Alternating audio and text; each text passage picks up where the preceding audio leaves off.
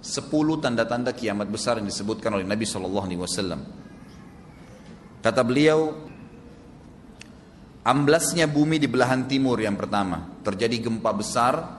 Sebagian ulama hadis mengatakan bagian Asia, di mana Allahu alam.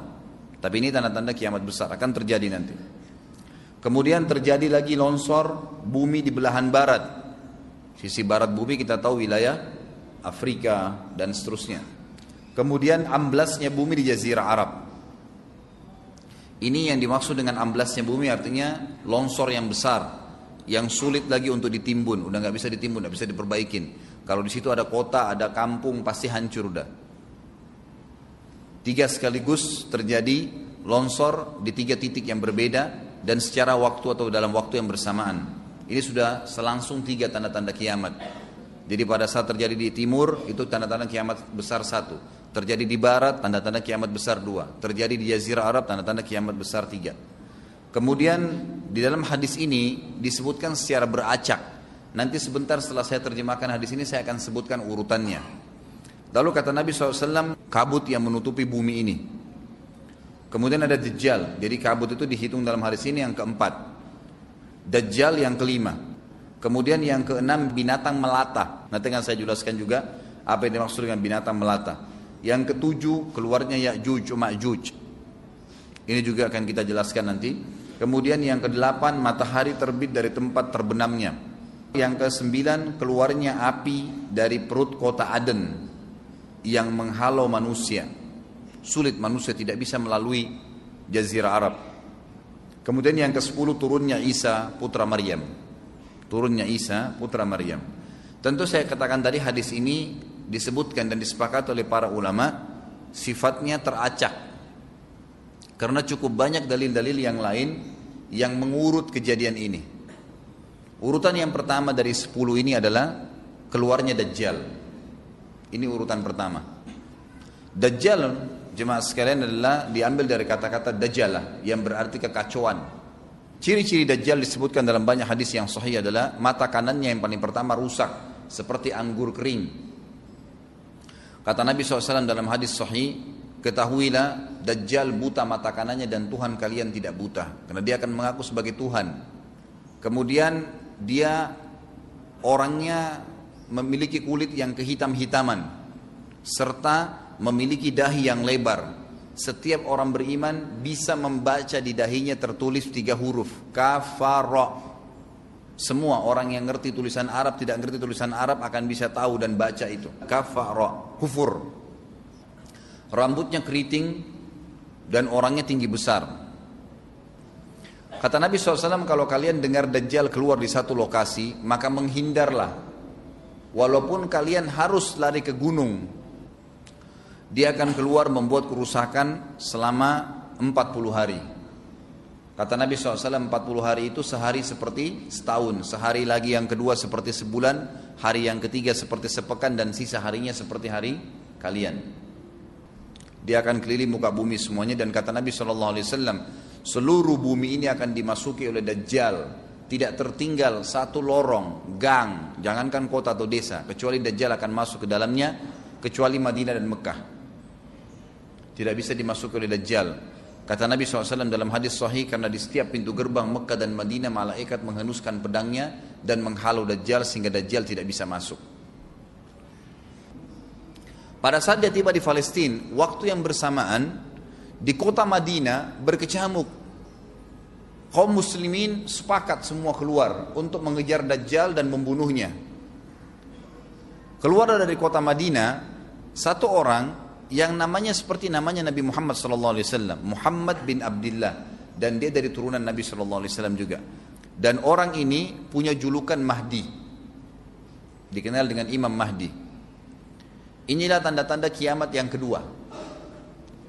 Pada saat dia tiba di Mekah, dibaiatlah oleh banyak kaum muslimin, tidak disebutkan jumlah pasukannya, maka terbentuklah pasukan jihad yang mengejar Dajjal menuju ke Palestina. Lalu keluar tanda-tanda kiamat 3, langsung berentetan semua. Tanda-tanda kiamat besar yang ketiga adalah pada saat pasukan Imam Mahdi dengan pasukan jihad itu tiba di Darul Baydha namanya. Hadis menyebutkan di menara itulah, di masjid itulah Imam Mahdi mampir sholat asar bersama pasukannya. Dikatakan Isa alaihissalam akan turun sambil memegang kedua sayapnya malaikat, dan dari rambutnya yang basah meneteskan air. Maka dia pun turun, lalu kemudian dia masuk, dan orang-orang pada saat itu mengenalnya kalau dia adalah Isa, dan mereka sudah tahu ini masanya keluarnya Dajjal. Ini Mahdi sudah ada. Mereka tahu akan turun Isa. Sudah ada informasi seperti saya sampaikan ke Bapak Ibu sekarang, itu muslimin di zaman itu sudah tahu semua. Sholatlah mereka, kemudian mereka menuju ke Palestina.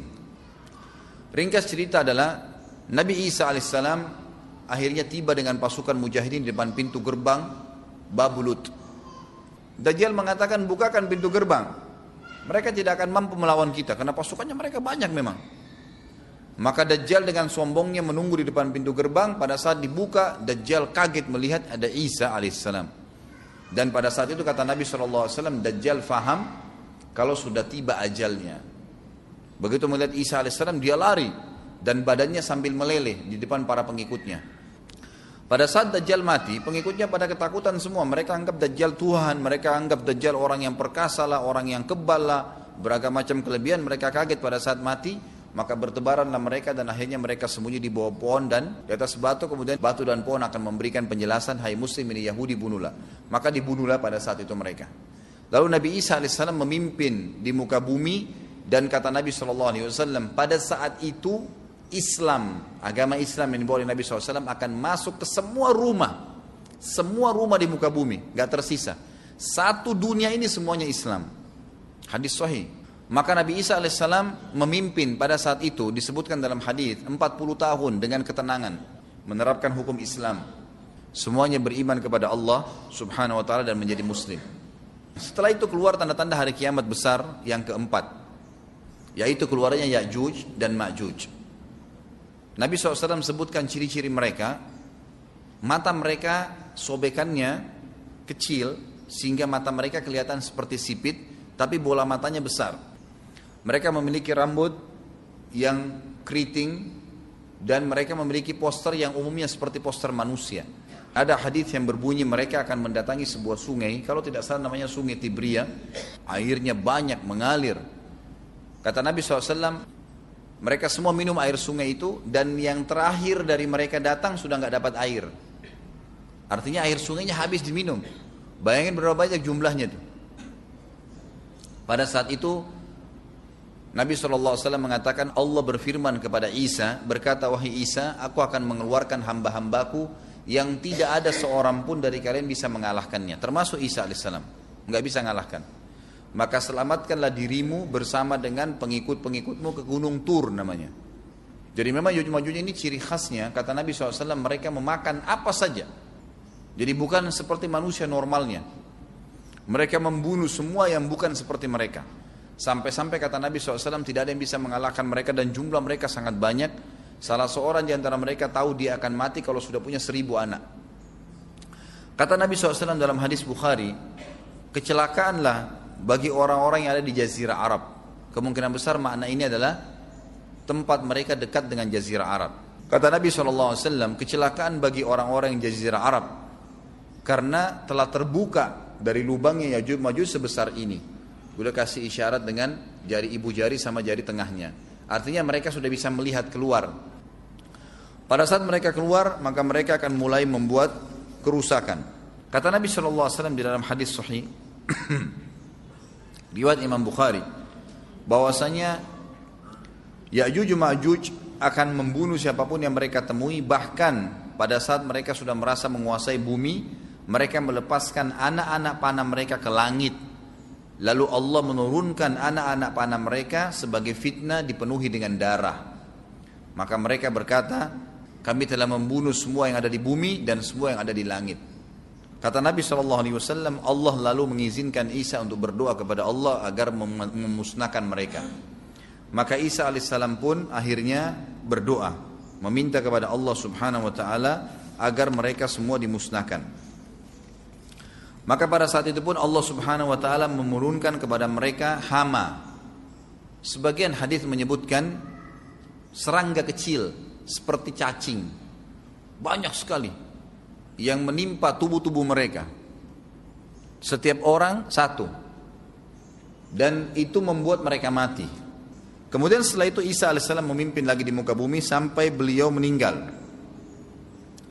Setelah Isa alaihissalam meninggal, kembali lagi sebagian besar manusia berbuat kekufuran. Maka Allah subhanahu wa ta'ala keluarkan tanda-tanda kiamat besar yang kelima. Yang kelima ini adalah keluarnya hewan atau binatang melata. Binatang melata ini disebutkan dalam hadis yang sahih riwayat Bukhari, bahwasanya Allah SWT akan keluarkan, tapi tidak disebutkan dari bumi mana dia keluar. Dia akan keluar hewan melata yang bisa berbicara seperti manusia dan badannya dipenuhi dengan bulu. Allahu a'lam bagaimana. Kemudian dia datangi orang-orang yang kufur tersebut dan menasihatin dan mengingatkan mereka. Yang tidak mau beriman, dalam hadis dikatakan dicap oleh hewan tersebut. Allahu a'lam dicap seperti apa, sehingga ketahuan mana yang kafir, mana yang beriman. Terus dia keliling di muka bumi tapi tidak disebutkan berapa lama. Lalu kemudian Allah lenyapkan si dabbah ini. Kemudian datang tanda-tanda kiamat yang ke-6. Tanda-tanda kiamat yang ke-6, 6, 7, 8. Itu berentetan semua. Longsor besar di timur, di barat dan di jazirah Arab. Ini tanda-tanda kiamat terjadi serentak. Sudah 8. Kemudian terjadi yang ke-9, keluarnya api dari negeri atau dari kota Aden. Kota Aden ini di Yaman ya.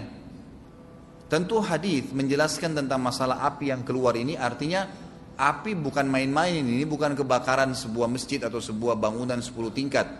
Api ini bisa menghalau manusia untuk jalan karena panasnya. Sebagian riwayat menjelaskan api tersebut akan berdiri seperti gunung yang besar dan dari seluruh pelosok dunia bisa kelihatan. Kita bisa bayangkan bagaimana itu. Yang akhirnya akan menggiring atau menghalangi orang-orang untuk jalan, susah. Sebagian ulama hadis mengatakan mereka nggak bisa jalan, tidak bisa ada penerbangan, tidak bisa ada orang jalan karena panasnya bumi ini dari api tersebut. Dan itu memang kemungkinan besar akan keluar satu waktu, Allahu a'lam kapan. Dan yang terakhir tanda-tanda kiamat sebelum ditiup sangkakala adalah terbitnya matahari dari tempat terbenamnya. Dan ini sudah terakhir sekali. Makanya kata Nabi SAW, taubat akan diterima sebelum matahari terbit dari tempat terbenamnya. Artinya selama yang lain itu masih ada, masih bisa taubat. Kalau sudah itu sudah sulit. Ini tanda-tanda kiamat. Sebagian ulama memasukkan tanda-tanda hari kiamat kecil, ada yang masukkan tanda-tanda kiamat besar. Ada dua hal. Yang pertama itu adalah keluarnya Dzu Suwakatain. Ada orang dari negeri Habasyah dikenal dengan Dzu Suwaka. Dzu Suwaka ini sak artinya betis. Diberikan julukan Dzu Suwaka karena betisnya sangat kecil. Orang ini Bapak Ibu sekalian, kata Nabi SAW, akan menghancurkan Ka'bah. Dan kata para ulama pada saat itu memang manusia sudah sunyi, nggak ada lagi yang datangin Ka'bah, orang-orang sudah lalai gitu kan. Keluarlah orang ini. Makanya sebagian ulama masukkan dia tanda-tanda kiamat sebelum terbitnya matahari dari tempat terbenam. Ditambahkan ini yang ke-11 atau ini yang ke-10, terbitnya nanti kiamat yang ke-11. Kata Nabi SAW, dia akan mencabut batu-batu Ka'bah satu persatu sampai rata dengan tanah. Dan saya sedang dilihatkan oleh Allah sekarang bagaimana pada saat dia mencabut batu itu. Hadis sahih riwayat Bukhari Muslim. Yang terakhir, yang kedua, yang berhubungan juga dengan tanda-tanda kiamat, ada yang memasukkan kiamat kecil, tapi ini lebih dekat dengan kiamat besar. Orang yang terakhir meninggal itu adalah orang dari asli suku Madinah yang sedang mengembala kambing. Kata Nabi SAW, orang yang terakhir meninggal dari kalian kalangan manusia, semua orang sudah mati, tinggal dia sendiri, tapi dia nggak tahu. Dia lagi mengembala kambing. Kemudian dia masuk dengan gembalanya ke kota Madinah, ditemukan semuanya tidak ada kehidupan. Nggak ada orang, nggak ada binatang, nggak ada apa-apa, tinggal dia sendiri. Pada saat dia meletakkan telapak kakinya di kota Madinah, maka pada saat itu dia meninggal. Dan inilah manusia terakhir meninggal sebelum ditiup sangkakala terakhir. Wallahu a'lam.